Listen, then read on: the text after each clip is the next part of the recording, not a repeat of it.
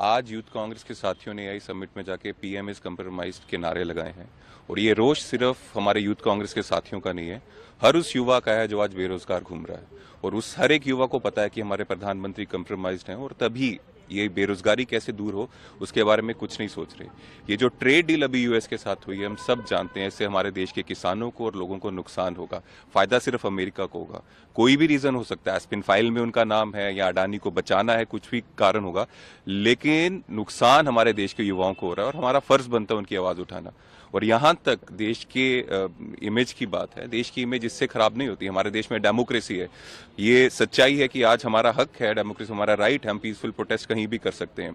देश की छवि तब खराब होती है जब देश के प्रधानमंत्री दुनिया के सबसे बड़े सीरियल रेपिस्ट की सलाह लेकर इजराइल जाके नाचे गाएं, छवि तब खराब होती है देश की।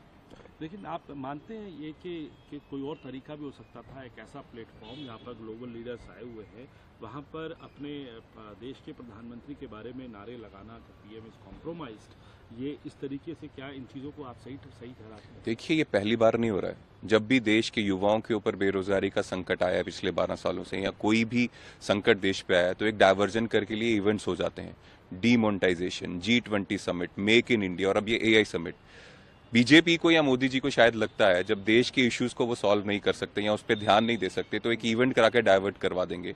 हम सिर्फ इतना कह सकते हैं कि यूथ कांग्रेस के साथी जो है उनका प्राइमरी ये काम है, जो देश के युवाओं के इश्यूज हैं उससे हम जो ध्यान है वो भारत की सरकार जो बीजेपी की उस पर लाना चाहते हैं। अब इवेंट करके भाग नहीं सकते। आज का मुद्दा बेरोजगारी है, आज का मुद्दा ये है कि ट्रेड डील करके आपने देश के किसानों का नुकसान किया है, देश के लोगों का नुकसान किया है, अमेरिका को फायदा दिया और क्यों दिया है, क्या कारण है। आज के मुद्दे ये हैं। आप कोई भी इवेंट करा के अपनी जिम्मेदारियों से नहीं भाग सकते। दिल्ली पुलिस जो है एफआईआर भी दर्ज करने वाली है, मामला दर्ज कर रही है। इस पूरे मामले में कुछ कार्यकर्ताओं को आपके डिटेन